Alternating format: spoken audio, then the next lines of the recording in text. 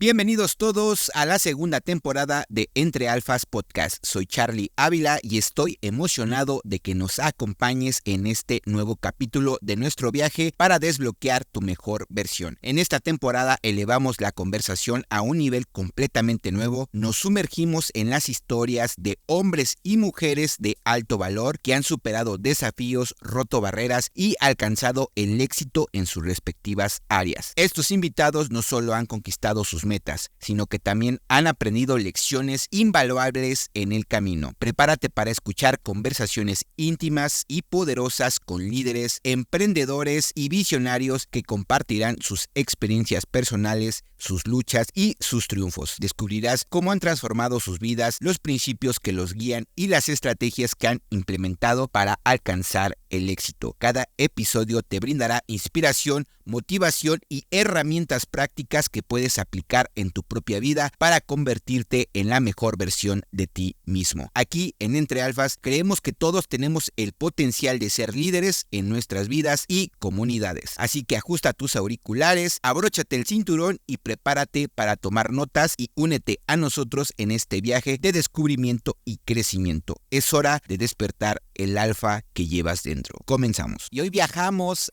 hasta España, a la ciudad de Ponferrada, donde tenemos a un hermanito de la comunidad, de los más antiguos, de los veteranos dentro de Alphas Academy. Sin duda, desde hace mucho tiempo queríamos entrevistar. Las circunstancias se dieron hasta ahora. Estoy sumamente emocionado porque él es culturista natural, con más de 15 años de experiencia. Ya me contaba que en enero cumple 18 años de experiencia en este ramo. Él a su edad de 6 años empezó en este mundo del deporte, entonces ya se imaginarán que es un hombre que se transpira mucha aventura, disciplina en él. Va a estar contando todas sus experiencias a lo largo de todos estos años en el deporte, de qué ha aprendido, cuáles han sido sus tropiezos. Vaya, nos va a dar muchas recomendaciones sobre este mundo del culturismo. Inclusive ya tenemos ahí algunas preguntas preparadas, pues nos va a estar compartiendo su experiencia. Y el día de hoy con ustedes, el buen Luis Alfredo Reguera González, mejor conocido como Luis Hyper. Bienvenido, mi hermano, y mucho gusto tenerte por acá.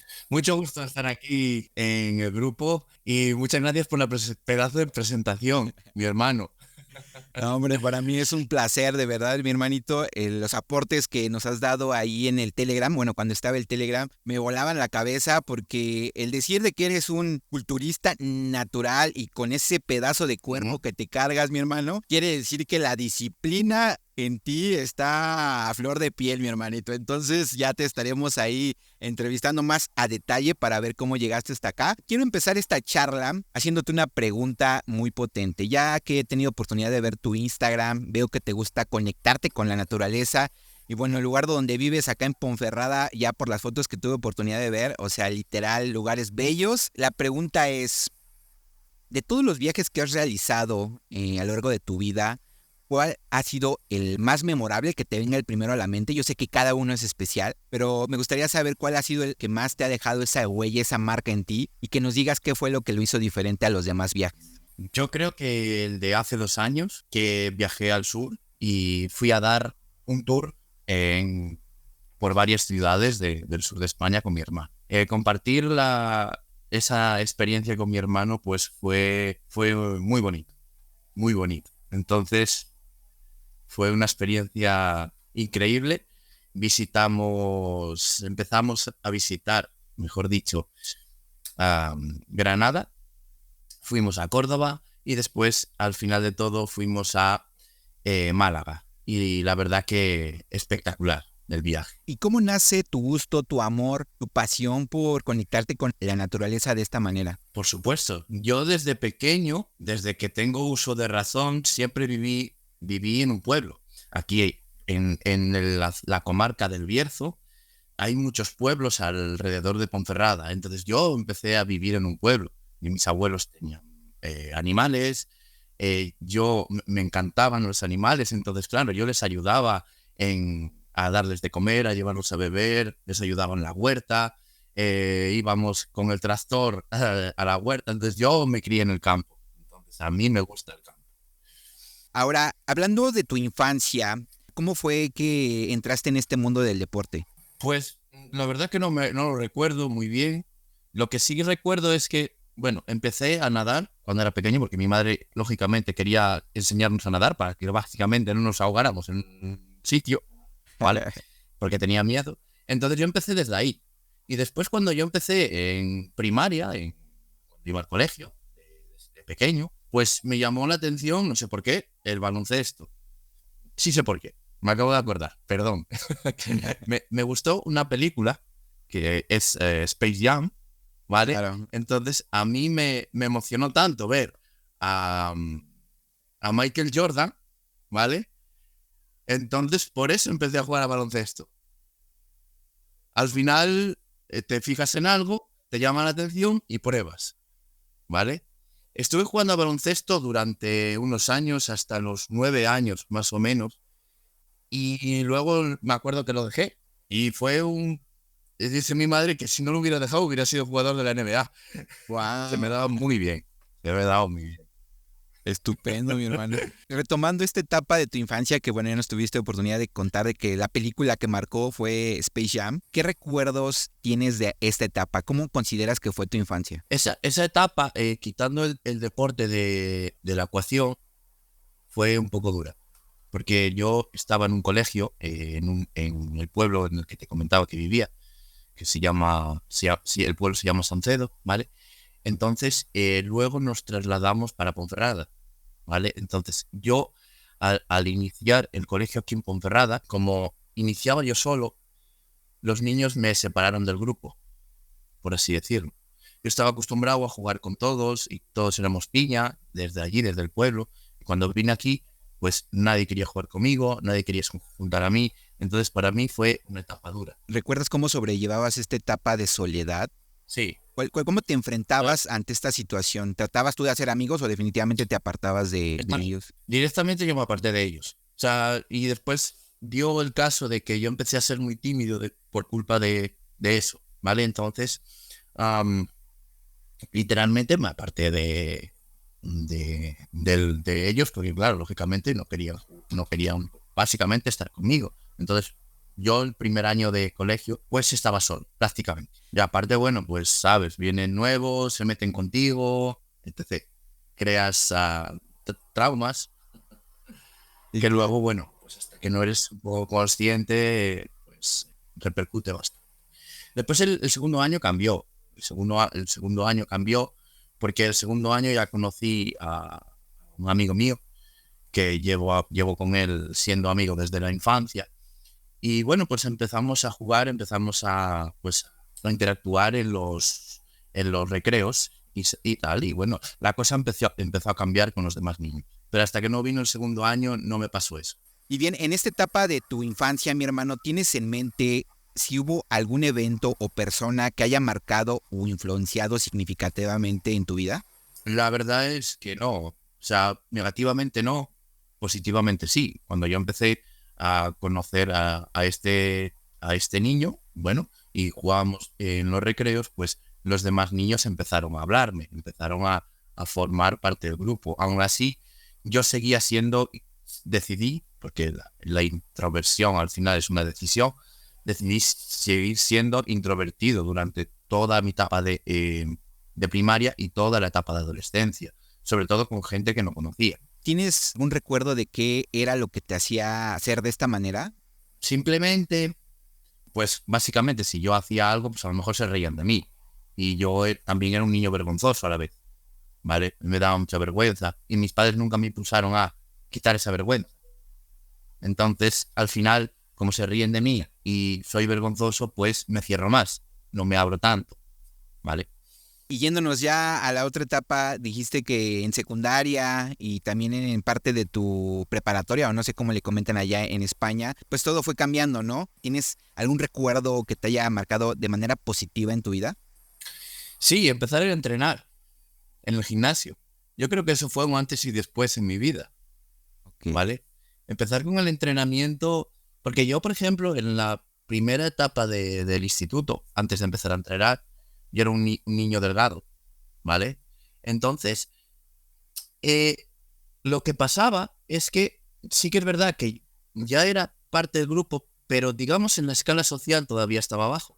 Entonces había algunos chavales que estaban más altos, ya sabes cómo funciona esto de las escalas sociales, pues aún se metían conmigo. ¿Qué pasó cuando empecé a entrenar? Empecé a ser más grande que ellos, ¿vale? Entonces, nadie se mete con el chico grande de la clase. Ok. ¿Entiendes por dónde va la cosa? Sí, sí, claro. No solo eso, también cuando empecé a entrenar aumentó mi confianza. Hablando del entrenamiento de gimnasio, ¿vale? Entonces, desde aquella, yo empecé a tener como más autoestima, solamente por ir a entrenar, por empezar a entrenar. Comentabas hace un rato que comenzaste con la natación, pero eso fue en la primaria, ¿no? Entonces, tu primer contacto con el deporte en sí fue con el baloncesto, que fue donde comentaste que tu madre pues te decía que eras bastante bueno, inclusive llegar hasta ser jugador de la NBA.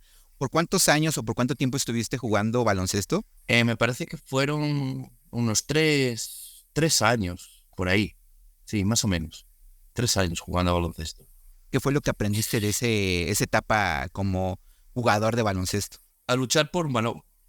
Si sabes luchar por un balón, al final vas a luchar en la vida, ¿vale? Entonces te mueves, entrenas. Bueno, no sabías ni para qué servía el entrenamiento, pero el entrenamiento servía para mejorar, para practicar. Entonces, de aquel entonces, pues sí que aprendes cosas y una de ellas es cuando tú estás jugando, aprendes a luchar por las cosas. El estatus no simplemente se da por el tema económico, ¿no? Que al final de cuentas el dinero pues sí te puede dar como que de cierta manera esa seguridad de mostrarte más seguro ante el mundo, pero no lo es todo, ¿no?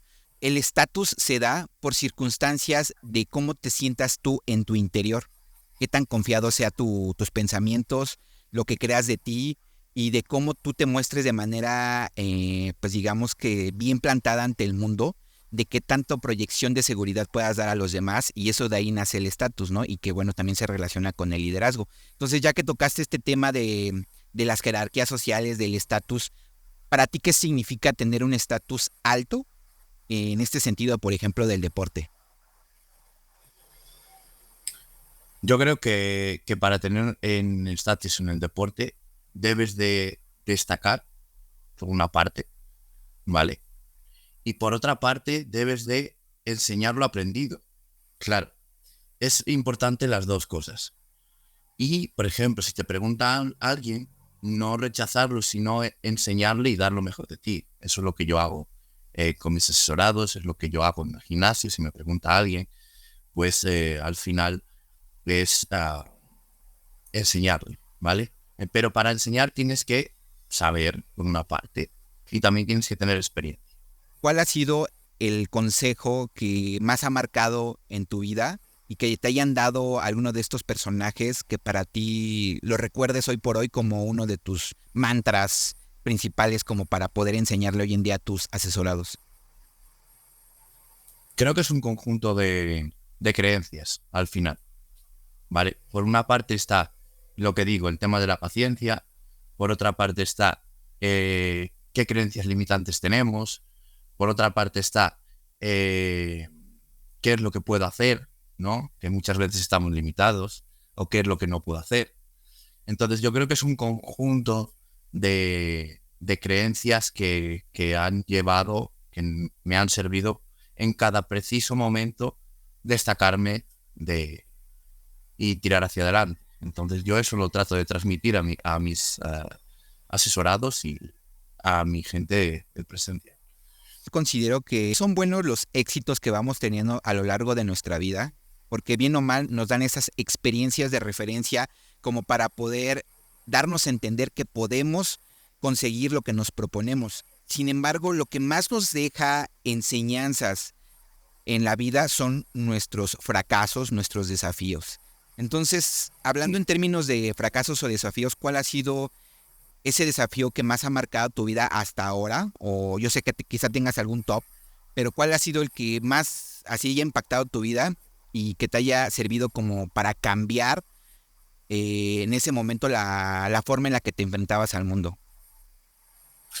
Pues básicamente un fracaso fue para mí el estar, digamos, perdiendo tiempo a mis 20. O sea, no aprovechar aquella energía que yo tenía para entrenar, ¿vale? Que yo entrenaba perfectamente. Pero ¿qué pasa? Que después, quitando el entrenamiento, lo único que hacía era sobrevivir. ¿A qué me refiero con sobrevivir? A que yo no estaba construyendo nada. No estaba construyendo un negocio, no estaba construyendo un futuro, no estaba construyendo absolutamente nada. Por el mismo hecho de que no quería aprender nuevas habilidades.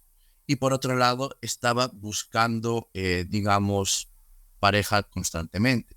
Entonces, eso para mí fue un error.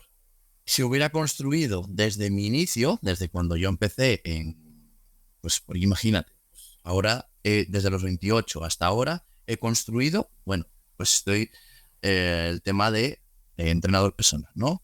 Que para mí es ahora importante. Pero si no hubiera empezado a mis 20, y hubiera seguido aprendiendo, esto ya no lo tenía que empezar de hacer desde ahora, sino empezar de cero desde atrás. Entonces, aprovechar la energía a tus 20 es vital, vital para construir algo sólido. Vale. Yo tenía una familia en la que pues fallé. ¿Y por qué fallé? Porque estaba sobreviviendo en una barca cuando yo podía haber construido un galeón. Entonces, esa no construcción, ¿vale? Lo que me llevó fue al fracaso. Entonces, yo tuve que hacerme responsable de todo, ¿vale? Porque cuando tú te haces responsable de todo, puedes cambiar tu vida. Pero si tú no te haces responsable de las cosas que te pasan, no vas a cambiar nada y solo vas a ser una víctima. Tú y yo eso lo sabemos. Sí, Pero exactamente. recalco eso. Eso es muy importante. Hacerse responsable. ¿Qué cosas tengo que cambiar para mejorar? De todo esto que has transitado, que bueno, ya nos compartiste que pues tuviste una familia a la cual pues quizá no te responsabilizabas como debería y bueno, pues lo que llevó al fracaso, ¿no? A la ruptura de ese círculo familiar, ¿no? Entonces, de todas Eso es. las adversidades que has presentado, que te has enfrentado a lo largo de tu vida hasta el día de hoy, ¿cómo tú las enfrentas esas adversidades hoy en día? ¿Y cómo haces para mantener esa persistencia, esa resiliencia a pesar de, pues, de sentirte, digamos que en un estado, pues, vulnerable, de cierta manera?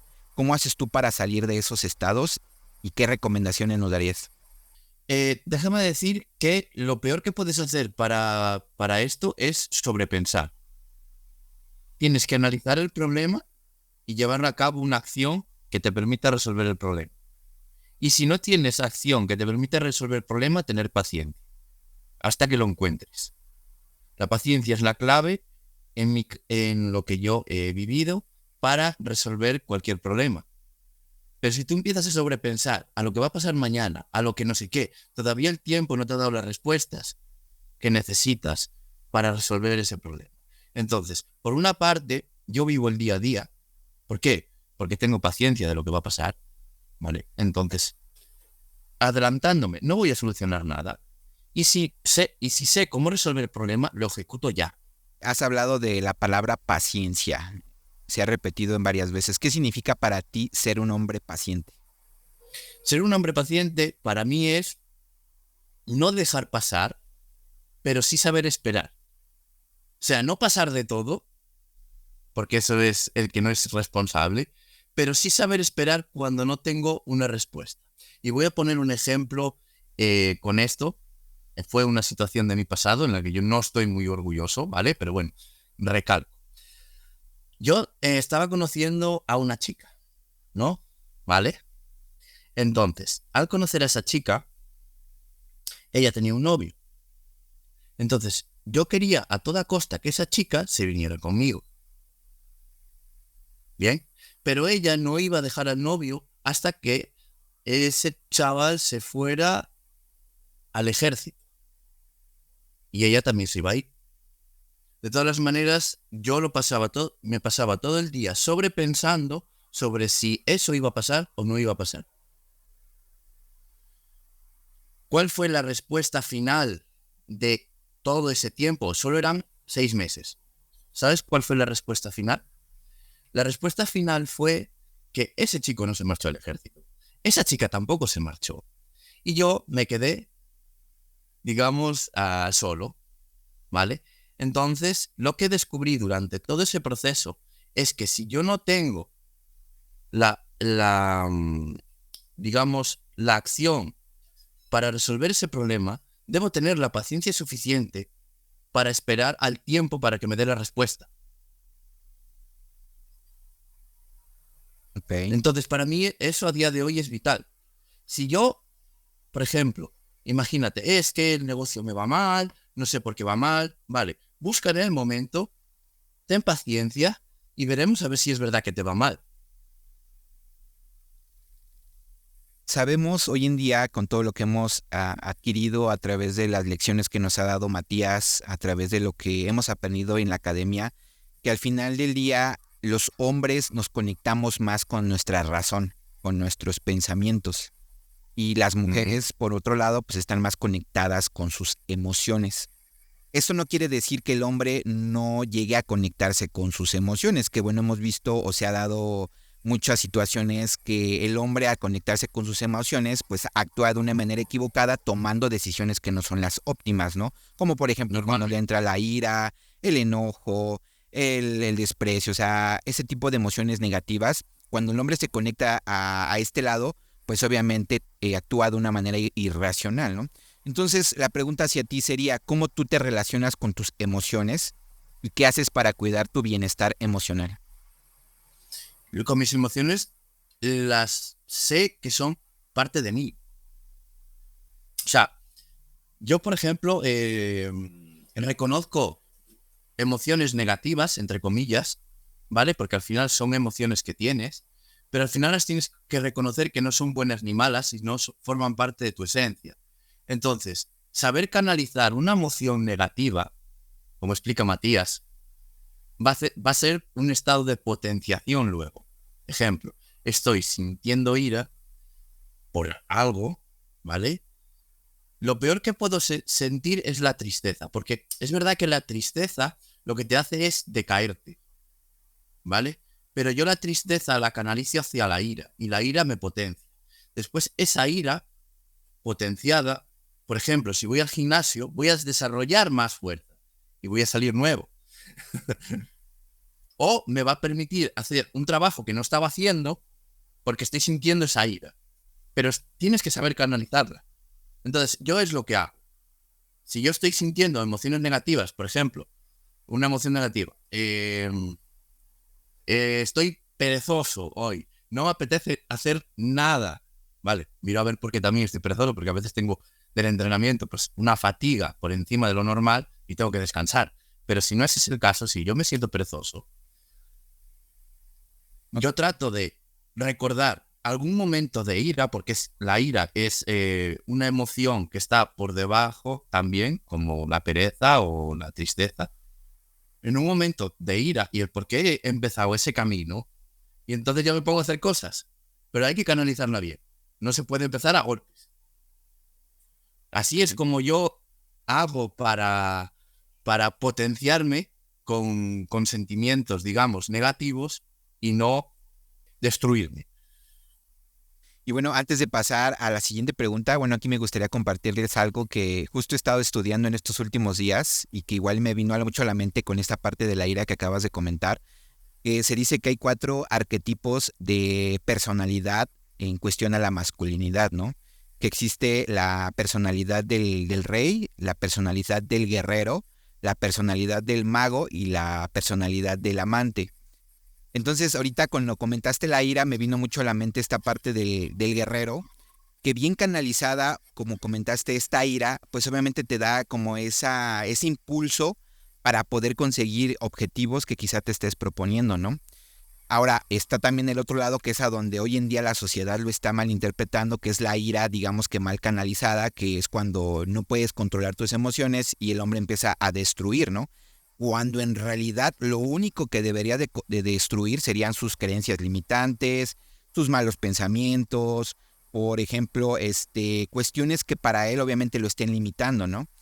Entonces yo creo que ahí va de la mano cuando comentas que la ira bien canalizada pues te ayuda a impulsarte a tener objetivos mucho más claros y pues obviamente conseguirlos, ¿no? Porque al final de cuentas eso es parte de un hombre, la direccionalidad y el objetivo hacia donde se está proponiendo conseguir, ¿no? Totalmente de acuerdo. Quiero preguntarte, mi hermano, yéndonos al otro lado de la recta, ¿Cuál ha sido tu mayor logro personal hasta ahora, hasta la fecha? ¿Y qué significado tiene para ti? Mi mayor logro personal, mi físico. Mi físico, menos mal que hice algo en mi vida que fue construir un físico. Para mí es el mayor logro que he tenido hasta ahora. Y no es un logro pequeño. ¿Por qué? Porque gracias a mi físico, yo ahora tengo una experiencia en la que yo puedo utilizar para enseñar a otra gente. Entonces yo puedo vivir de ello. Cerca de 18 años de experiencia en este mundo del culturismo natural, haciendo hincapié en esto, que bueno, ahorita vamos a entrar a ello. Ya me comentabas hace un momento que la paciencia es vital en este camino, porque obviamente si te desesperas y quieres tener resultados en 2, 3 semanas, pues obviamente no. Pero aparte de la paciencia, ¿cuál ha sido el mayor aprendizaje que has obtenido a lo largo de este tiempo? La disciplina y la perseverancia. O sea, la disciplina forma parte, ir a entrenar desmotivado, ir a entrenar cansado, ir a entrenar malo, ir a entrenar cuando me duele el hombro, ir a entrenar. O sea, vas a entrenar. ¿Por qué? Porque sabes que si no se pierde. Entonces la disciplina es una de mis mayores aprendizajes a día de hoy. Eso por descontado. Tener disciplina. No, ¿Qué pasaba antes? Ajá. ¿Qué pasaba antes cuando yo tenía la disciplina para ir a entrenar? ¿Vale? Pero yo no tenía la disciplina para hacer otros ámbitos. Porque mi cerebro no lo, digamos que no lo pensaba que era una cosa diferente. Ahora, con esa disciplina del entrenamiento la puedo extrapolar a otro lugar y vamos, sale para adelante todo.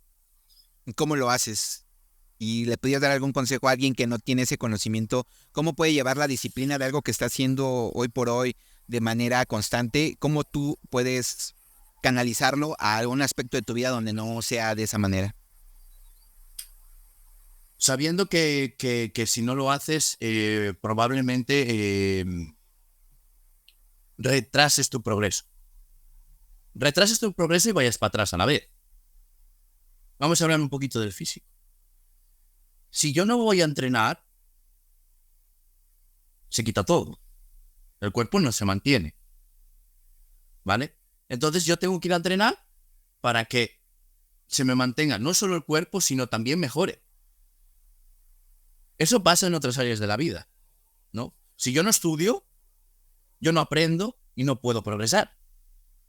Claro. Si yo no trabajo, yo no gano el suficiente sustento para llegar a fin de mes. Entonces la disciplina forma parte de eso. Si yo no hago algo, ¿cuáles serían las consecuencias de no hacerlo? Entonces, como ves que la consecuencia, que puede ser que todo lo avanzado se te vaya, ahí es donde tú entra el hack de decir a tu mente, que se nos va a ir esto. Entonces la mente no va a querer ir para atrás, sino va a querer ir avanzando.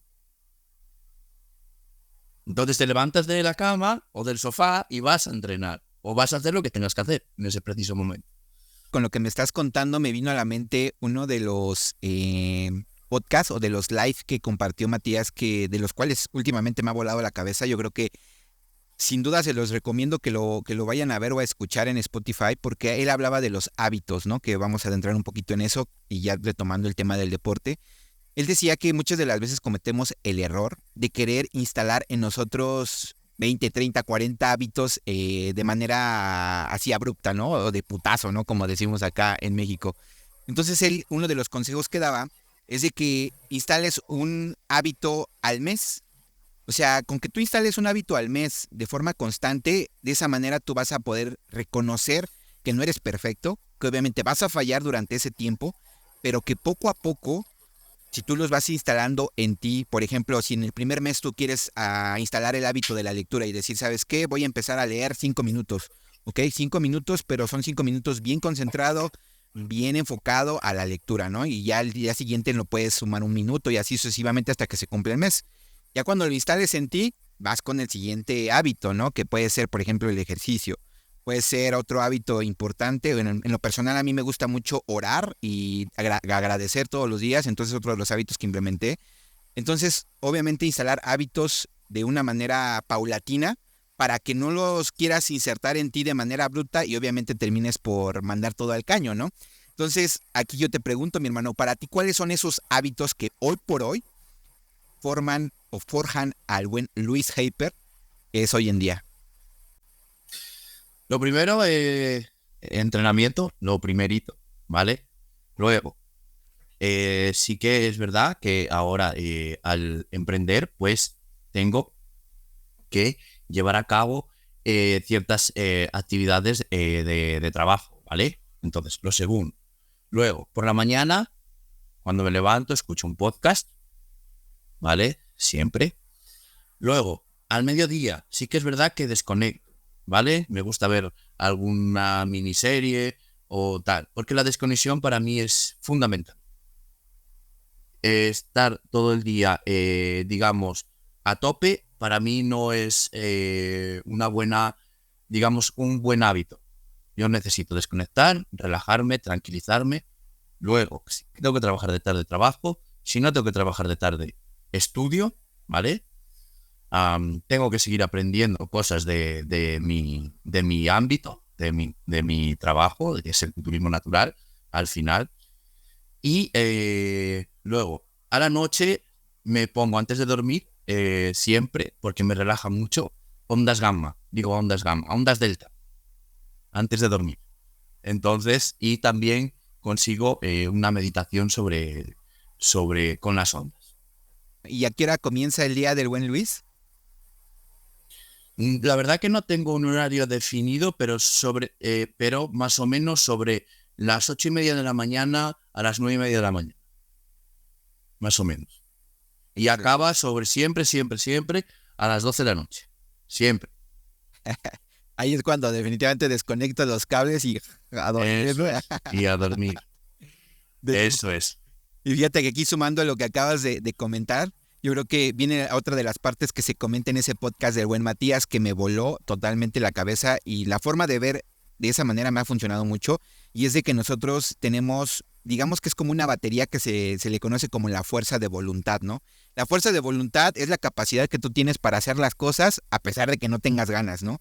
Entonces, él dice, si tú divides tu día en 3 bloques de 8 horas cada uno, te vas a dar cuenta que en las primeras 8 horas de tu día es cuando vas a tener la barrita de la fuerza de voluntad más cargada. Entonces, en esas 8 horas de tu día, que por ejemplo en mi caso inicia a las 5, entonces de 5 a 1 tengo que hacer las cosas que más difícil representen para mí, pues obviamente hacerlas, ¿no?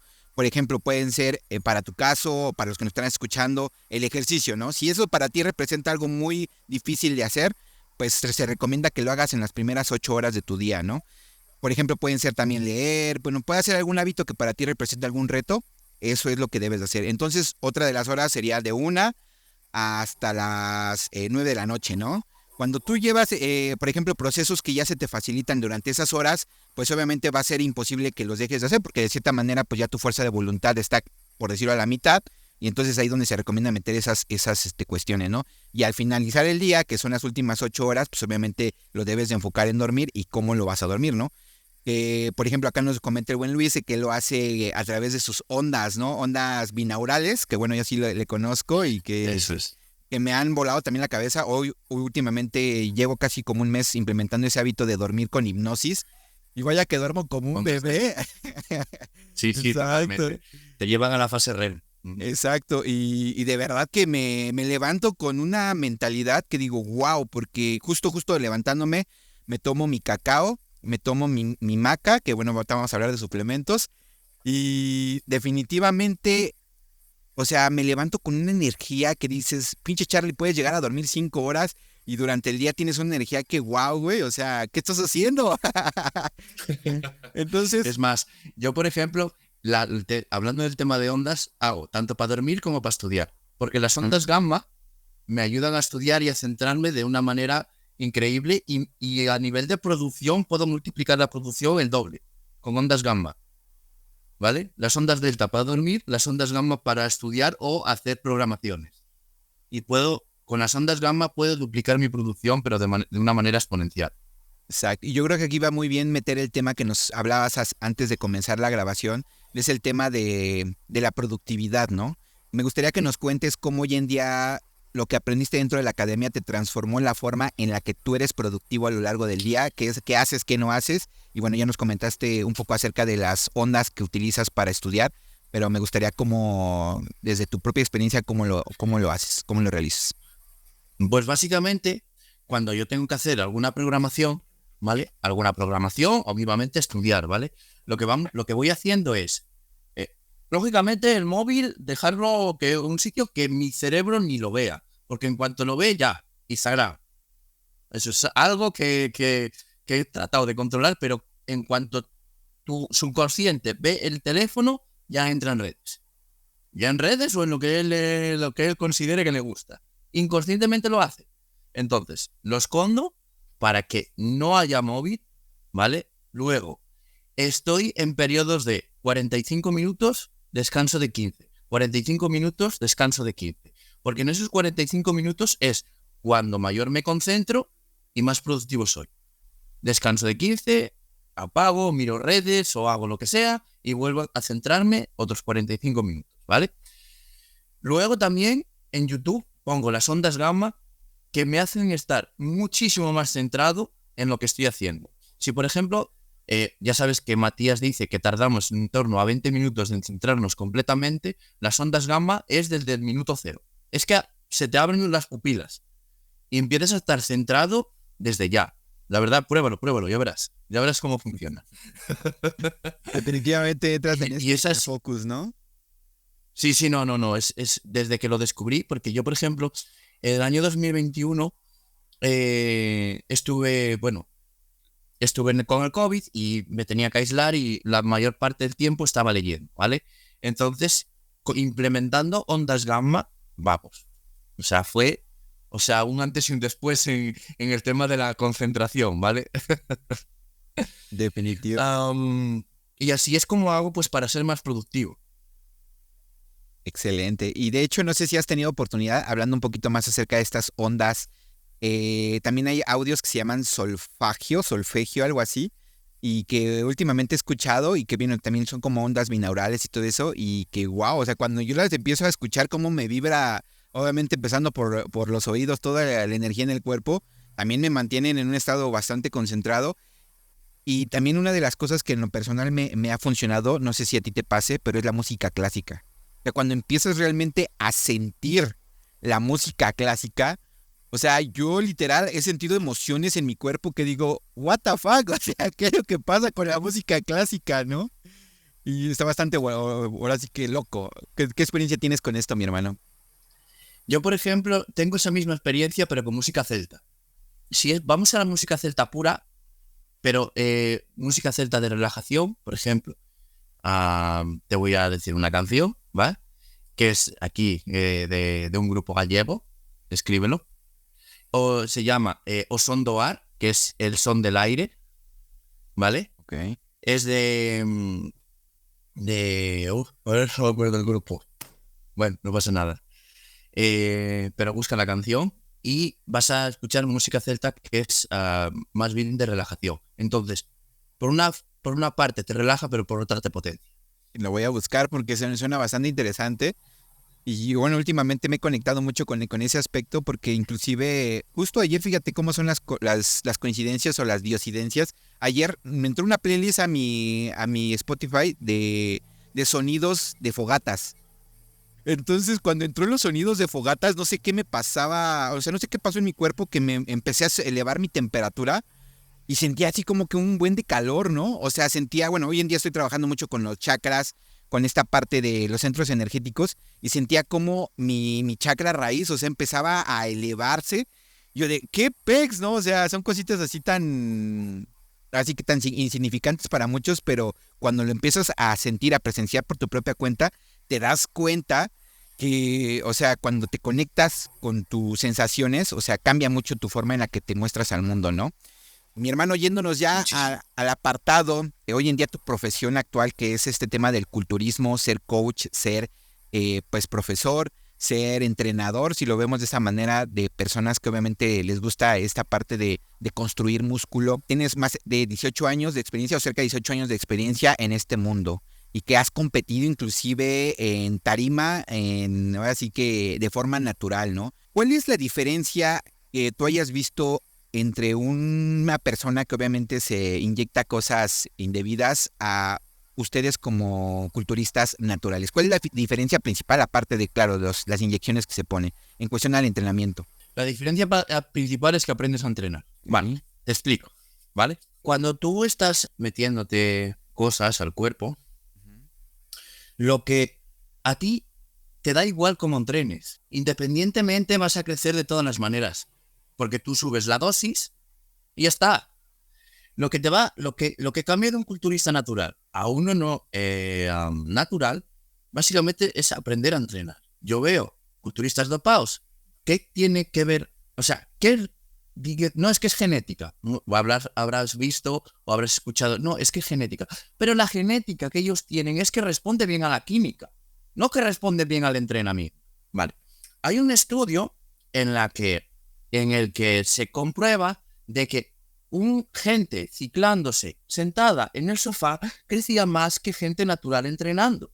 Bueno, y ya a ver, lógicamente ser Olimpia no va a ser no entrenar y solo utilizando fármacos, ¿vale? Pero se ha visto eso y también se ha visto que cuando tú entrenas y más utilizas fármacos, ese crecimiento se multiplica por 3. Yo soy open en culturismo natural. Yo en tarima peso 93 kilos. Yo mido un 81, ¿vale? 12 kilos por encima de mi estatura. Un open no natural pesa mínimo 120. Hay una diferencia abismal entre hacerlo o no hacerlo, ¿vale? ¿Qué pasa? Y después está la cantidad de fármacos que te suministras, ¿vale? Entonces, bueno, podemos hablar de esto todo lo que tú quieras y más, ¿vale? Qué bueno. Pero la cantidad de fármacos, porque cada vez que tú te inyectas un fármaco, el cuerpo se resiste al fármaco. Entonces cada vez tienes que ir aumentando la cantidad para seguir progresando, ¿vale? Y después de todo eso, viene una temporada en la que tú vas para atrás. Pero claro, ¿qué pasa con todo eso? ¿Qué es el cortoplacismo? ¿Por qué es el cortoplacismo? Porque tú, para seguir mejorando de manera... Imagínate que tú te pones un fármaco. Te pones fármaco y mejoras X. Vale. Después vas para atrás. ¿Pero qué pasa? Lo primero, no has aprendido a entrenar. No puedes mejorar desde ahí ya. Y lo segundo, tienes más masa muscular de la que tu cuerpo sería capaz de generar muchas veces en ese espacio, en ese plazo de tiempo. Entonces, para superar todo eso, necesitas mucho más esfuerzo. O sea, lo primero que tendrías que hacer es aprender a entrenar bien y lo segundo, tener que llevar series al máximo. ¿Qué quiere decir? Luego, volumen de entrenamiento. Nosotros, los naturales, tenemos un volumen de entrenamiento como máximo de 20 series semanales. Y eso te digo para los que mejor responden. Para los que mejor responden. Y quiere decir que si yo me pongo 20 series semanales en pectoral, no voy a poder meter 20 series semanales en pierna. Porque tenemos unos recursos limitados. Eso con el fármaco no pasa. Con el fármaco tú puedes estirar hasta 40 series semanales en todos los grupos y no pasa nada. ¿Vale? Entonces, la inteligencia... No, que no pasa nada, porque tú el fármaco, si tú metes más fármaco y entrenas más, vas a mejorar más. Pero el culturista natural es una campana de Gauss, en la que tú tienes un volumen mínimo, un volumen óptimo y un volumen que si pases del óptimo, ya no mejoras nada. Es como el volumen mínimo cambiando calorías. Entonces, protocolos de 6 días a la semana, mal preparados, porque sí que se puede hacer, pero hay que hacerlo muy bien. Protocolos, yo por ejemplo, mis protocolos de entrenamiento son de 4 días. En programas de hipertrofia, en programas de fuerza no, en programas de fuerza son 3, ¿vale? Entonces, luego también el tema de programar un macrociclo completo. O sea, nosotros los naturales, para crecer de manera propia, nosotros tenemos que programar macrociclo de fuerza, macrociclo de hipertrofia. Y eso no quiere decir que yo esté cambiando cada 2x4. No, eso quiere decir que a lo mejor estoy 2 o 3 o 4 años haciendo hipertrofia. Te estoy hablando de 2 o 3 o 4 años. No te estoy hablando de meses, ¿vale? Pero bueno, sí que es verdad que a mis atletas ahora se los hago por meses. Pero bueno, imagínate que tú tienes una fuerza X, ¿vale? Hasta aquí. Pues digamos hasta un punto imagínate que tú tienes un punto de fuerza de 5, ¿vale? Pues has aumentado la fuerza hasta 5, ¿vale? Pues la masa muscular, después, cuando pases al macrociclo de hipertrofia, aumenta hasta 5. Pero después de que aumente esa masa muscular hasta 5, tú, cuando tu pico de masa muscular se dé, que esos son los estancamientos, tú tienes que mejorar la fuerza. Sí que es verdad que la fuerza no viene directamente de la masa muscular que tengas. Y digo directamente, ojo, ¿vale? Pero sí que es verdad que si tú llegas al pico de fuerza, para ser más fuerte o para levantar más kilos, tú vas a tener que aumentar la masa muscular. Y al revés, si tú llegas al pico de masa muscular, para seguir aumentando y empujando el cuerpo a que siga creciendo masa muscular, tienes que aumentar la fuerza. Una va sobre la otra. Porque si tú aumentas, pues la fuerza viene directamente proporcionada al tejido nervioso, o sea, al sistema nervioso. ¿Vale? Cómo se organizan las fibras, cómo se organiza entre músculos, cómo es capaz de tu sistema nervioso dar impulsos de movimiento al músculo, como si fuera una ametralladora, ¿vale? Entonces todo eso viene de la fuerza. Lógicamente, al tener un músculo más grande vas a tener más fuerza. Cuando tú llegas vuelvo a resumir, cuando llegas al pico de masa muscular, que hay un estancamiento, tienes que aumentar la fuerza. Y cuando llegas a tu pico de fuerza, por ejemplo en deportistas de halterofilia, powerlifting, para que esa fuerza vaya más, tienes que aumentar la masa muscular. Van de la mano. Eso un culturista con fármacos no le hace falta. Solo es hacer así, bombear un poco y ya está. Y aparte otra cosa más importante todavía, y por eso los fármacos te hacen crecer en reposo, y es que los fármacos actúan directamente sobre una hormona que controla el crecimiento de la masa muscular llamada miostatina. ¿Qué hace? Por ejemplo, habrías visto, vacas que están súper musculadas, claro, ¿verdad? Vale. Pues ese tipo de res o de vaca tienen bajas cantidades de miostatina. Entonces, no hacen prepanca, pero a la vez su músculo es enorme, ¿vale? Es por la miostatina. Lo que inhibe la miostatina directamente son los fármacos. A partir de cierta cantidad, la miostatina baja por la acción del fármaco. Por eso crecen sin hacer nada. Aquí vienen algunas preguntas, como comentaba antes de iniciar, se reunieron o recabaron haciéndole esta encuesta a muchos amigos ahí en el gimnasio. Y yo creo que hoy en día, a pesar de toda la información que existe en la red, hay muchos todavía como que estigmas, hay muchas cosas que inclusive no se tienen claro en qué sí es ser por ejemplo, un culturista natural a ser un culturista que se inyecta, ¿no? Ya sabemos que hoy en día un culturista que obviamente está dopado, pues son de los que se inyectan este tipo de sustancias para que el músculo crezca, como ya comentas. Pero, por ejemplo, ¿qué suplementos utiliza un culturista natural como para poder también ayudarle al cuerpo a recuperarse de esa carga que le has metido en cuestión a aumentar, pues obviamente el músculo y obviamente la fuerza? O sea, de cierta manera, o tú me vas a desmentir o a decir si existen algunos suplementos que obviamente te ayuden a ti como natural a obviamente darle un empujoncito al cuerpo para que se recupere lo más pronto posible. ¿Qué nos puedes decir acerca de esto? Lo que tengo que decir siempre de los suplementos es que los suplementos no son tan relevantes. La base de la pirámide en el culturismo, y quitamos la palabra de natural porque lo prefiero así, y estamos hablando de culturismo y solo del natural, ¿vale? Lo más importante del culturismo es el entrenamiento. Después la nutrición y el descanso, ¿vale? 3 pilares fundamentales. Si tú tienes estos 3 pilares en todas máximo apogeo, entonces hablaremos de suplementación. Pero si tú estos 3 pilares no están en su máximo apogeo, no merece la pena hablar de suplementación. Porque la suplementación es el 5% y ni siquiera. Cuando tu pilar del entrenamiento esté top, cuando tu pilar de la alimentación esté top y cuando tu pilar del descanso esté top, podemos hablar de suplementación. Quiero recalcar. Vamos a entrar ahora en el tema de la suplementación diciendo esto. Para mí, los suplementos que yo utilizo, uno puede ser, hay suplementos que mejoran la salud y suplementos que mejoran en la recuperación, ¿vale? Y suplementos que mejoran el rendimiento.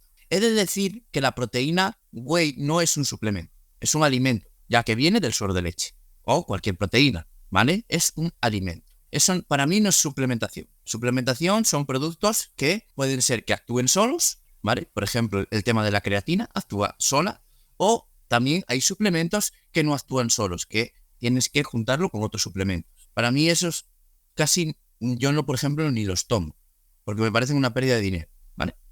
Entonces, mis suplementos base son la creatina, multivitamínico, que lo tomo a veces, el omega 3 y a veces cuando estoy en competición o cuando estoy bajo de grasa, la maca. No es que la maca tenga muchos estudios, ni los estudios que han hecho son muy fiables, pero por ejemplo, en mi caso sí que he visto una mejoría. Simplemente, para mí, y suplemento que estoy tomando ahora es creatina, multivitamínico, omega 3. Por ejemplo, hablando de suplementación, ¿has utilizado alguna vez esto que se le conoce como ashwagandha? Que se dice que es como también para incrementar la testosterona. Déjame decirte cómo se incrementa la testosterona. O mejor aún, cómo se cuida la testosterona. Porque sí que es verdad que la testosterona no va a aumentar porque sí. No va a aumentar si nosotros comemos cierta cosa o nos suplementamos. No va a aumentar porque el cuerpo tiene cantidades óptimas fisiológicas. Sí que es verdad haciendo deportes de fuerza, aumenta de forma aguda. Pero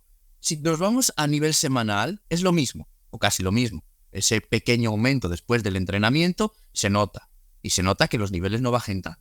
El aumento de la testosterona endógena solo se propicia si, lógicamente, en los desencadenantes, lo primero es el colesterol, el LDL, y porque tengas más colesterol no quiere decir que vayas a aumentarla más de la que ya la tienes, ¿vale? Pero tienes que tener un buen valor de colesterol. Y sí que es verdad que, por ejemplo, ciertos minerales y ciertas plantas pueden ayudar a aumentar, pero nunca aumentará si tu testosterona endógena está en óptimos niveles. Eso es lo que yo quiero recalcar y lo llevo recalcando mucho tiempo. Si tu testosterona endógena está en óptimos niveles, porque tomes maca, o tomes trigulus, o tomes cinit, o tomes ashwagandha, no aumenta, porque ya tiene los niveles óptimos el cuerpo. ¿Y cuáles serían esos niveles óptimos? O sea, de acuerdo a tus estadísticas que has visto, ¿o es diferente para cada uno, o cómo lo...? Sí que es verdad que, por ejemplo, hay cierta gente que secreta menos y hay cierta gente que secreta más.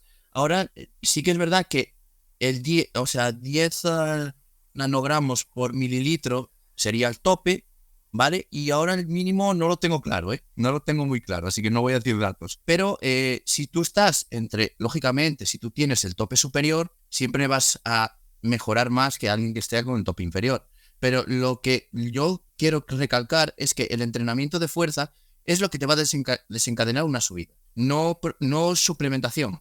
La suplementación puede ayudar, pero no va a ser relevante. Por ejemplo, la ashwagandha, que estabas comentando, yo la tomaba en preparación, ¿pero por qué? Porque baja los niveles de cortisol. Entonces, sabemos que la testosterona y el cortisol compiten por los mismos receptores. Bajar los niveles de cortisol va a hacer que cuides tu testosterona, no que lo aumentes. Tomar maca te va a subir la libido, pero los niveles de testosterona tampoco se van a ver influenciados por ellos, sino un entrenamiento de fuerza. Luego, el cinit. Sí que el cuerpo es un mineral que repercute en la producción de testosterona. Entonces, es bueno tomarlo, pero en cantidades óptimas. Por ejemplo, ¿no? Vale. ¿Qué pasa? ¿Cómo cuidamos la testosterona más bien? Es donde deberíamos de poner el foco. En cómo cuidarla, no en cómo aumentarla. Yo veo que hay un error por esa parte de decir, no, es que aumenta la testosterona. No, vamos a ver, la testosterona está muy bien, pero si tú la tienes en rangos óptimos, tienes que cuidarla. ¿Cómo la cuidamos? Básicamente que tu cuerpo, imagínate que tú, por eso algunos culturistas no naturales pasan a ginecomastia. ¿Por qué? Porque se pinchan testosterona y ¿qué hace el cuerpo? Transformarla, la aromatiza. Entonces cambia una hormona femenina que se llama estradiol. Porque tú tengas más testosterona no quiere decir nada. ¿Por qué? Porque el cuerpo, si tú te pasas, te la va a cambiar, te la va a aromatizar. ¿Entiendes por dónde voy? ¿Cómo cuidamos la testosterona? Lo primero, grasas insaturadas. Vamos a la alimentación ya. O sea, me olvido de los suplementos. Vamos a la alimentación directamente. Grasas insaturadas y grasas saturadas también, porque propician el colesterol. Lo primero, la grasa insaturada proporciona una correcta balance hormonal. Regula las hormonas. Entonces ya empezamos por ahí. No empezamos en los suplementos, empezamos en la grasa insaturada. Aguacate, aceite de oliva, frutos secos. Bien, diciendo eso. Entrenamiento de fuerza, importantísimo, antes que la nutrición. Nutrición. Entrenamiento de fuerza, grasas insaturadas, ¿vale? Siguiente peldaño. Descanso óptimo. No puedes decir, no, es que duermo 5 horas. No, con 5 horas no te lleva para nada. Porque a las 5 horas es cuando se empieza a secretar la testosterona. Y cuando se empieza a secretar la GH, ¿por qué? Porque tú vienes destrozado del entrenamiento. Entonces, el descanso propicia un buen descanso, un dormir bien propicia que los niveles de testosterona sean óptimos para que tu cuerpo crezca. Entrenamiento, nutrición, descanso. Tenemos los tres. ¿Qué quiero mejorar en descanso? Melatonina, ashwagandha. Ahí entran los suplementos. Pero ¿qué va a hacer la melatonina y la ashwagandha? Mejorar la testosterona. ¿Por qué? ¿Porque la mejora? No, porque mejora el descanso. Al inicio de esto nos comentabas de que inclusive tú trabajas hoy en día 4 días de entrenamiento y obviamente dejas más tiempo descansar a los músculos para que obviamente lleguen en su top en la siguiente sesión de entrenamiento, ¿no? Vale, vamos a tocar un poquito lo que es el ritmo circadiano diario, porque existe. Que es un ritmo circadiano es los ritmos naturales del cuerpo, ¿vale? Si yo trasnocho, y aunque yo duerma 8 horas, mi testosterona se verá perjudicada, al igual que la hormona de crecimiento o GH. Hay que dormir de noche y hay que estar despierto de día. Si alguien por trabajo no puede, pues oye, pues que sepa que va a mejorar, pero no va a mejorar de manera, digamos, óptima. Yo esto lo estoy hablando de manera óptima. Que sepas que siempre va a haber una adaptación después de un entrenamiento con suficiente descanso. El descanso no es solo el dormir, sino también el dejar al cuerpo disipar esa fatiga que nos genera el entrenamiento. Cuando nosotros entrenamos, y ahora me voy a la ley de supercompensación, ¿vale? Cuando nosotros entrenamos, produce una destrucción del cuerpo. Cuando nosotros destruimos algo del cuerpo, el cuerpo lo que hace es mejorarlo para que no vuelva a pasar. O sea, le provoca un estrés, ese estrés lo que hace es que tu cuerpo durante el descanso mejore. Porque es lo que hace el cuerpo es defenderse ante el entrenamiento. Por eso mejora la masa muscular, no porque sí, ¿entiendes cómo te digo? Entonces hay que entenderlo ahí. Entonces, ese estrés que tú le estás proporcionando al cuerpo, el cuerpo va a necesitar un descanso para que ese estrés se subsane y el cuerpo se potencie. Porque el cuerpo no quiere recibir ese estrés otra vez. Y eso así con todo. Si nos rompemos un hueso, cuando suelta el hueso, sabemos que sale un callo. ¿Por qué sale ese callo? Porque debido a ese estrés que se sometió el romper el hueso, el cuerpo potencia el hueso, mejora esa composición, lo hace más gordo para que no le vuelva a suceder. Con el entrenamiento pasa lo igual. Por eso la dosis óptima de entrenamiento. Por una parte, eso. Siempre el descanso es fundamental para que esto suceda. Si nosotros estamos entrenando 6 días a la semana, entrenando, lo único que estamos haciendo es matar el cuerpo. El cuerpo no se va a adaptar a un estímulo así. Estoy hablando de estímulo, no de trabajo. Hay mucha gente que dice, no, es que yo trabajo ya, pero es que esto no es trabajo. Esto es estimulación. Y la estimulación se hace de una manera eficaz, de una manera inteligente. Entreno, descanso, supercompensación. Lógicamente hay que volver a entrenar antes de que la supercompensación se vea acabada, porque si no vuelve al estado basal inicial. Y aquí tiene mucho a ver con, obviamente, lo que estés trabajando, ¿no? Supongo que ya nos has comentado que no puedes ir más allá, por ejemplo, de la fuerza si no creces en músculo y viceversa, ¿no? Si no creces en músculo, no puedes ir más allá de la fuerza. Entonces, por ejemplo, hablando en términos de entrenamiento, el tiempo, por ejemplo, de recuperación cuando estás haciendo un entrenamiento de fuerza, ¿cómo se ve en comparación a cuando estás haciendo un entrenamiento de músculo? O sea, ¿cuánto, por ejemplo, tienes que trabajar los músculos cada cierto tiempo en uno o en otro? ¿Cómo se ve ese entrenamiento desde tu punto de vista? No se trata, o sea, estás tocando el tema de la frecuencia y yo me voy al tema del volumen. La frecuencia sí que es verdad que nos va a permitir trabajar un músculo más veces. O sea, tú, por ejemplo, si yo pongo, imagínate, 20 series semanales a la espalda y las hago todas el mismo día, cada sesión que haga de esa espalda va a ser menos estimulante que la primera. Entonces, repartir esas 20 series en 2 fases va a ser inteligente. Pero no me voy a la frecuencia, sino me voy al volumen semanal de series que tengo que hacer. Y ahora si quieres, tocamos el punto de las series. Para mejorar un poquito, para una persona normal, para mejorar un poquito o ir al mínimo volumen semanal que no nos permita ir para atrás, son de 5 series a la semana. Eso es lo que nos dice la ciencia. Y muchos protocolos que veo están por encima de 30, ¿vale? Entonces, con 5 series a la semana sería lo suficiente. La intensidad, ojo, la intensidad, que ya hablaremos de ello, ¿vale? Pero vamos a hablar del volumen primero. Bien, volumen semanal. Mínimo 5 series semanales. Entre 5 y 9 sería un volumen bajo. Estamos hablando de series. Repeticiones no, series, ¿vale? Luego, entre esas 9, o sea, entre 5, 8, 5, 9, más o menos sería un volumen bajo. De 9, yo lo que cuento, de 9, 11, 12, un volumen medio, y a partir de 12 para arriba depende de la recuperación de la persona. Hay personas que toleran 20 y hay otras personas que toleran 15. Y si tú les pones más de 15 va a haber un problema porque se van a quemar y no van a progresar, ¿vale? Yo, por ejemplo, mi máximo volumen tolerable son 17 y muy mal 18. Eso ya depende el entrenador tiene que ver si esa persona está recuperando bien o no. Y después también importa el sexo. Las mujeres en un entrenamiento suelen recuperar mejor que los hombres. También hay que ver eso, ¿vale? Entiendo que, por ejemplo, bueno, he visto muchos videos, he visto información en la red y ya tú nos estarás dando más a detalle que para cierto tipo de músculo, en particular, por ejemplo, cuando son músculos grandes como por ejemplo un pecho, espalda, piernas, se recomienda llevar un volumen de ejercicios mayor a músculos pequeños como bíceps, tríceps, hombro. ¿Qué tan cierto es esto o tú lo ves más como el volumen igual para todos los músculos o cuáles son tus recomendaciones bajo este sentido? No se trata de eso. Se trata de que tú cuando haces pecho también le estás metiendo volumen al tríceps y al hombro. Entonces, lógicamente, ejercicios analíticos y también depende de la persona. Es que estamos tocando muchas cosas. Si, por ejemplo, vamos a empezar por la persona y después vamos al volumen.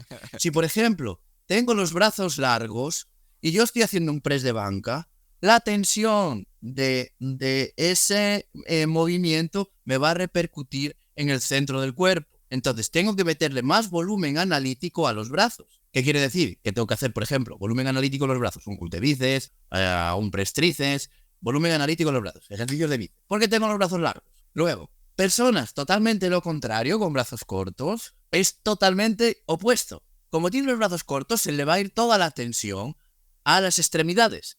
Entonces, vamos a tener que meterle más volumen al pectoral y a la espalda, por ejemplo, que a los brazos, porque se le va a ir todo para el bíceps y el tríceps. Así funciona. Volumen semanal, un bíceps, pues a lo mejor te soporta 14, 15 series. Pero tú tienes que contar el volumen también que estás haciendo cuando haces pectoral. Tú cuentas el volumen cuando estás haciendo pectoral. Ves que esa persona al hacer pectoral, o sea, un press banca o un movimiento de empuje, voy a empezar a hablar de movimientos porque el cuerpo no entiende de ejercicio, solo de movimientos, ¿vale? Entonces, con un movimiento de empuje horizontal, que es un press banca, por ejemplo, veo que esa persona, si le he metido esta vez más ejercicios hacia el aislamiento de pectoral y veo que crece mucho de brazo, se los quitaré al pectoral, o sea, al revés, crece mucho del centro y no crece nada de brazo, se lo quitaré a la parte central del cuerpo y se lo pondré al brazo. Eso te lo va diciendo. O sea, eso te lo va diciendo o tú mismo o en tu cliente. Por ejemplo, si yo veo un cliente que no desarrolla de hombros, le meteré más volumen analítico en los hombros. Otro, por ejemplo, que no desarrolla el dorsal, le meteré más volumen analítico en el dorsal. Eso te lo va diciendo según empieces a ver el cambio corporal de esa persona. Aquí podrás dar una masterclass de todo esto, mi hermano, pero tu tiempo obviamente es valioso y nuevamente no da para profundizar tanto, pero me gustaría saber cómo tú sugieres tomar, por ejemplo, la creatina, en qué dosis, es una de las preguntas que me hicieron y bueno, que nos puedas recomendar. 0,1 gramos por kilo. 0,1 gramos por kilo. Por ejemplo, alguien que pesa 85 kilos vendría siendo 8 gramos. 8 gramos y medio. Aunque tomen 9 no pasa nada, ¿vale? La creatina no produce ningún daño de ningún tipo, pero más allá de 0,1 gramos por kilo no se vieron efectos más positivos. Ahora, en cuestión al entrenamiento, ya nos comentabas que obviamente las personas que si llegan a inyectar pues estas cuestiones que no son tan recomendables, desarrollan músculo en el descanso por pues obviamente lo que se están inyectando, ¿no? Entonces, de cierta manera ellos desarrollan músculo siempre. Sí, exacto. Están en anabolismo constante. Ellos nunca están en catabolismo. Entonces siempre están creciendo, da igual, están entrenando, están creciendo, están descansando, están creciendo. Están en un total de anabolismo constante. No necesitan los periodos que he comentado antes. Y por ejemplo, entonces ellos, es por eso que muchos, por ejemplo, hablan de que no es necesario hacer un recorrido completo, por ejemplo, en un músculo, porque ellos todo el tiempo están generando músculo, eso es lo que entiendo, ¿no? Entonces ellos de cierta manera sacrifican técnica, pues por hacer más repeticiones con mayor peso, con tal de, obviamente, pues que sea el músculo, ¿no? Entonces, tú ves que es la diferencia entre, obviamente, los culturistas de la vieja escuela, donde pues no existía tanto esto, donde ellos tenían una técnica, pues de cierta manera, impecable a lo que vemos hoy en día? ¿O cómo es tu visión acerca de esto? Los culturistas sí que es verdad de la vieja escuela, y estamos hablando, para mí, la vieja escuela no son los años 80, para mí es mucho antes, cuando sí que es verdad que había culturistas naturales, y sí que es verdad que, bueno, pues ellos hacían un poquito levantamiento de pesas en general. Ahora los traspolamos, por ejemplo, la época griega, no creo, no sé qué entrenamientos llevaría, pero bueno, sí que se sabe que en los años 50, 60, 70, antes del boom de los fármacos, tiraban de kilos, era lo que te estaba yo comentando. Hacían altas repeticiones, hacían bajas repeticiones, y es así la fluctuación que hay que tener. Si yo, por ejemplo, estoy acostumbrado a las altas repeticiones, tengo que empezar a hacer bajas, ¿vale? Es ir a donde estoy desadaptado. Porque la hipertrofia se da entre una repetición hasta... Sí que es verdad que hay un rango, digamos, óptimo, pero se da desde una repetición hasta por encima de 20. La única diferencia que hay entre una repetición de 1 a 5 a 15, 20, ¿vale? Es las adaptaciones que yo genero en el cuerpo. Entonces, si yo estoy de 15 a 20, voy a generar adaptaciones en resistencia. Si yo estoy entre 1 y 5, voy a generar adaptaciones en fuerza máxima. Y si estoy entre 6 y 15, 6 y 12, voy a generar tensión mecánica, que sería lo óptimo para el hipertrofia. Pero cuando estamos ahí, estás muy adaptado ahí, entre el 6 y 12, tienes que empezar a moverte arriba, abajo, ¿vale? No sé si esto ha contestado la pregunta.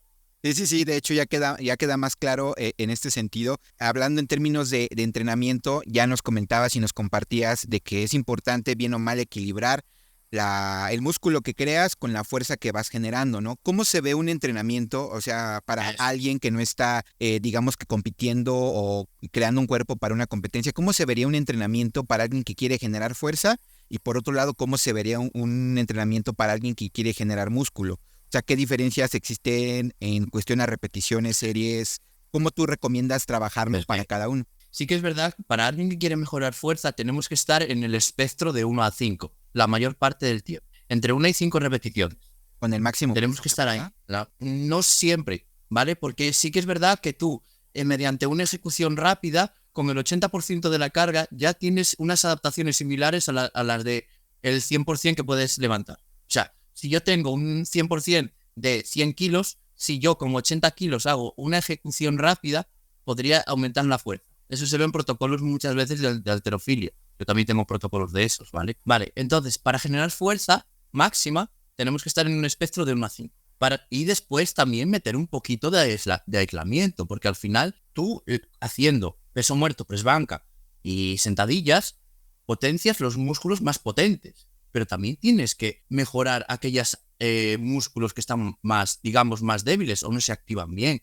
Entonces, el culturismo propone hacer eso, pero también meter analíticos para mejorar aquellas, digamos, eslabones débiles, se le llama. Entonces vas a ser un deportista más completo. ¿A lo que me refiero? Que te vas a evitar lesiones. Entonces, por eso los ejercicios de aislamiento, ¿vale? Bien. Luego, para generar esa fuerza, pues hay que estar ahí. Para generar más hipertrofia, sí que es verdad que vamos a tocar rangos de fuerza, pero solo cuando haya el estancamiento en la hipertrofia o no se suba de marcas en la hipertrofia. Vamos a estar entre 6 y 15 repeticiones. Lo lógico es, si nosotros empezamos con un protocolo de fuerza, intentar subir poquito a poco las repeticiones hasta llegar al rango superior, que serían 15, mesociclo a mesociclo. Mesociclo son un mes de entrenamiento, más o menos, ¿vale? Pueden ser un poco más, pero bueno, más o menos, ¿vale? Entonces, vamos a estar la mayor parte del tiempo entre las repeticiones de 6 y 12.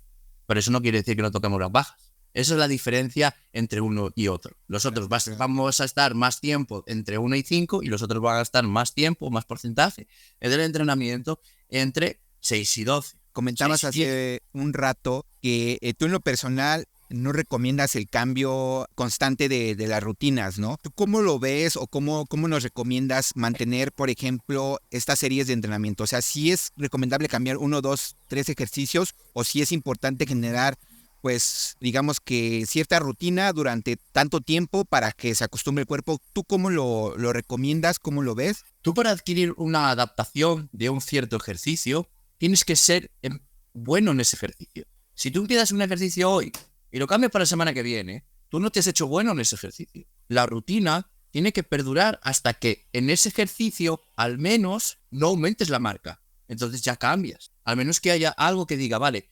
O, por ejemplo, que lo quites para darle volumen a otra cosa. Hablando de analíticos. Pero para mí, uno de los 3 básicos del movimiento nos va a permitir tener una capacitación deportiva, porque es lo que falta en el culturismo, capacitación deportiva, para mejorar toda la vida. Cuando tú mejoras tu capacitación deportiva en ciertos movimientos, va a haber repercutido todo el resto de ejercicios. Y pongo un ejemplo. Yo empecé a hacer peso muerto ahora en 2018. Y yo, por ejemplo, en un club de bíceps no levantaba más de 12. Cuando yo empecé a hacer peso muerto y empecé a levantar cargas, yo pude en pocos meses pasar de 12 a 25 kilos haciendo bíceps o mancuerna. Los 3 movimientos básicos del cuerpo, no quiere decir ejercicios, quiere decir movimientos, son vitales que tú tengas los mismos ejercicios ahí. ¿Para qué? Para después llevarlo a un espectro mayor. Un cambio de ejercicio cada 2x4 no te va a permitir exprimir ese ejercicio al máximo. Entonces no se debería cambiar hasta que no haya un estancamiento de la fuerza. Yéndonos al final de esta charla, la cual da para unas 10, 12 horas más, mi hermano, con todo lo que nos acabas de compartir, con toda tu experiencia, yo creo que al menos las preguntas más habituales creo que se han resuelto. Me gustaría preguntarte, por ejemplo, ¿cómo se ve un entrenamiento desde tu experiencia? ¿Cómo se ve una preparación, mejor dicho, para alguien que compite en estos rangos de culturismo natural? O sea, ¿cómo te preparas tú? ¿Desde cuánto tiempo antes? ¿Qué es lo que haces para poder llegar en tu máximo potencial a estas competiciones? Vale, he de decir que para hacer una preparación, ¿vale? El entrenamiento pues es parecido al de volumen, entre esos márgenes de repeticiones. En mi caso es entre 5, 8 y después por encima de 8 o 10, dependiendo del ejercicio, ¿vale? Más o menos estoy sobre esos rangos de repeticiones. Luego, la preparación de culturismo no es otra cosa que un déficit calórico, llevado al extremo, ¿vale? Igual que baja una persona normal de grasa, bajo yo. ¿Cuál es el punto de mi beneficio? La masa muscular. Cuanta más masa muscular tienes, más calorías necesitas comer para mantenerte. ¿Qué quiere decir? Que si una persona necesita para hacer una competición de culturismo, pues a lo mejor bajar a 1800, 1500 calorías, como hay casos, pues yo lo hice el año pasado con 3400. Entonces, nosotros hacemos un calendario de cómo debe de ir bajando el cuerpo. Entonces, si yo normalmente son entre 200, 300 gramos a la semana, no más, porque si no te cargas la masa muscular. Eso nos lleva a un inicio de preparación de más de 8 meses. Normalmente unos 10, 11 meses por ahí. Casi un año de preparación. Un año de preparación que los culturistas siempre nos estamos preparando. Porque claro, si tú no estás en competición, tienes que mejorar tu cuerpo para salir a competición. Y lógicamente, aunque tú no seas culturista, si tú quieres mejorar tu cuerpo es lo mismo. Porque culturismo no es el que va a tarima, esa es la máxima expresión del culturismo. El culturismo es querer hacer un cambio corporal. Eso es el culturismo. Cambiar tu cuerpo. Y si yo quiero quitar de aquí y poner aquí y no sé qué, eso es culturismo. Y la tarima es la máxima expresión del culturismo, ¿vale? Entonces, la preparación se lleva a lo largo de 10 meses. La rutina sí que es verdad que va cambiando según lo que vaya necesitando, ¿vale? Lo que sí va cambiando es la comida. Ejemplo, si yo empiezo con un déficit a lo mejor de 200 calorías menos, ese déficit cuando pase un tiempo ya no va a ser déficit, porque el cuerpo al bajar de peso se va a adaptar. Entonces hay que seguir aumentándolo, ¿vale? Hasta que llegue un punto en el que todos los pliegues del cuerpo midan menos de 6 milímetros. Pliegue me refiero a pliegue graso con lo que le llamamos haciendo la plicometría, ¿vale? Más o menos por debajo, todos tienen que estar por debajo de 6. Entonces llegar a un porcentaje de esos conlleva tiempo y sacrificio y esfuerzo. Paciencia, ¿vale? ¿no? y estados de mala hostia y cosas de esas, lógicamente, antropológicas que tienes que dominar, ¿vale? O tienes que sobrellevar, ¿vale? Más bien, porque créeme que no es fácil estar, porque tú el hambre no no es lo que comas, sino el hambre te viene por el tejido adiposo que tengas. Si el hambre me viene por la cantidad adiposa que tenga y yo no tengo, pues me va a dar más hambre y me va a dar más ganas de comer. Yo, antes de las comidas, pues estás de mal humor. Después de que comes, ya estás mejor. Pero eso es antropología. Como puedes comprobar, el culturismo engloba muchas disciplinas, mucho conocimiento, porque el culturismo es cultura corporal, no es ir a tarima, es cultura corporal. Un estilo de vida, ¿no? Eso es. Y bueno, fíjate que me vino ahorita una pregunta y no me quiero ir sin antes hacerla. He escuchado en algunos podcasts donde entrevistan a ciertos deportistas de alto rendimiento, donde hablan de que ellos dentro de sus hábitos, al despertarse, regularmente toman esta proteína, o sea, toman por lo menos 30 gramos de proteína o dependiendo de lo que se tengan que tomar, para empezar a activar el cuerpo y que empiece a generar como que ese, de cierta manera, a desarrollarse como ese músculo, ¿no? O sea, ¿tú cómo lo ves? ¿Lo recomiendas? ¿Para qué serviría? ¿No lo recomiendas? ¿Cómo sería para ti el hecho de tomar sí o no proteína al despertarte? ¿Te refieres por los ayunos? Exacto, o sea, ¿lo recomendarías? O sea, ¿crees que sí sea recomendable tomarla una vez despierto o no importa digamos que el momento en el día donde la tomes? ¿O cómo tú recomiendas No tomarlo? importa, no importa. Todo se basa en el protocolo. Voy a hablar un poquito del déficit del volumen. Ayuno intermitente, para mí es una herramienta. Punto. Ya está. Se ha visto, hay estudios que un ayuno intermitente y una restricción calórica con las mismas calorías, resultados iguales. Porque si a ti no te entra la comida en el desayuno y estás en déficit, perfecto, no pasa nada. Aplazas el desayuno, haciendo un poco de ayuno y comes. Ya está. No pasa nada. Al final lo que cuenta es lo que hago en el día a día. ¿Cuántos gramos de proteína, cuántos gramos de grasa, cuántos gramos de carbohidrato y calorías que como durante el día? Ya. Si yo quiero crecer, tengo que estar por encima, poquito por encima, no pasarme. ¿Por qué no pasarte? Porque el tejido adiposo perjudica la hormona anabólica. Hablamos antes de el cuidado de la testosterona. Si tú estás por encima de lo normal, estás perjudicando la testosterona porque tu cuerpo no quiere crecer más porque ya tiene suficiente grasa. Entonces, por eso, un poquito de calorías por encima. Si estoy en déficit, un poquito de calorías por abajo. Bien, ¿qué pasa? Que cuando nosotros hacemos ayunos, o yo hacía ayuno, era porque me daba mucha hambre durante el día, yo desplazaba el desayuno, que es cuando mejor lo aguantaba el hambre por la mañana, y comía después. Así que eso es irrelevante. Meter o no meter o desmeter o tal. ¿Qué pasa? Que si yo estoy en volumen, tengo que aumentar las comidas porque no voy a ser capaz de comer todo lo que tengo que comer en 3 comidas. Imposible. Me pega un chungo al estómago. ¿Vale? Entonces, es necesario desayunar, media mañana, comida, media tarde, cena y a lo mejor recena. Pero eso es por la cantidad calórica que tengo que comer al día. No porque vaya a perder músculo si no tomo proteína, ¿no? Porque la proteína la estoy tomando después. No, eso no va a suceder. El punto es si estamos en superávit y tengo muchas calorías o estamos en déficit y tengo pocas. Entonces nosotros vamos jugando con estrategias para pasarlo, digamos, menos mal. Bastante. No sé si eso ha contestado la pregunta. Totalmente, y bueno, yo creo que da para más, pero yo creo que es importante ir pasando al final de la charla, no sin antes preguntarte si te gustaría agregar algo más que no se haya comentado y que para ti sea importante. Es importante que la gente entienda que el mundo del culturismo no es ir a tarima. Es importante que la gente entienda que el mundo del culturismo es cultura física.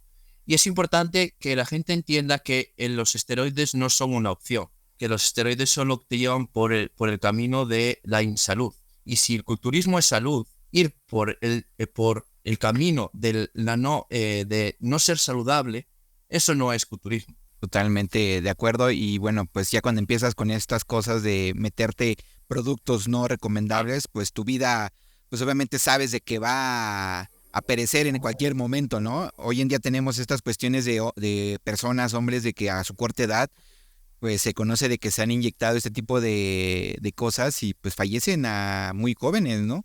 Pero yo creo que bueno, eso da para otro tema bastante importante y que podríamos inclusive tomar a colación en una segunda charla, mi hermano, que yo creo que podemos tomar en cuenta la parte de suplementos más a detalle, la parte de alimentación, que como nos has comentado, pero bueno, haciéndote una invitación para una segunda charla, mi hermanito. Sí, hombre, sí, cuando estimes hacemos una segunda charla.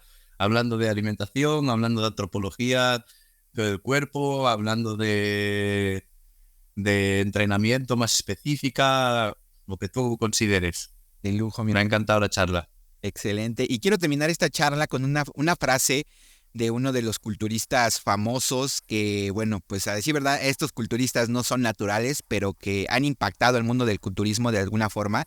El buen Jay Cutler decía, el éxito es a menudo el resultado de tomar un paso extra cuando todos los demás han dejado de avanzar. ¿Qué viene a la mente con esta frase para ti, mi hermano? Si quieres la repito. Pues, El éxito es a menudo el resultado de tomar un paso extra cuando todos los demás han dejado de avanzar. para mí esto lleva mucho conmigo, porque si tú vas de camino al éxito necesitas dar ese paso que te da miedo al final, ¿no? Y cuando tú estás paralizado, que tienes el miedo encima, es muy difícil darlo, pero cuando lo das y ves el progreso que has hecho al final. Y es como se progresa, agarrándote al miedo y decir, vamos. Claro, como dice el hermano Matías, dar esa milla extra, ¿no? Eso es. De lujo, mi buen Luis. Pues agradeciéndote por tu tiempo, de verdad todo el valor que has aportado en esta charla ha sido brutal, ha sido una bomba de valor sin duda, mi hermanito.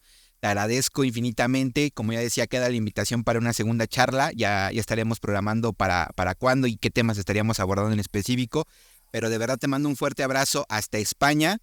Y bueno, espero que haya sido de tu agrado esta charlita que tuvimos, mi hermano.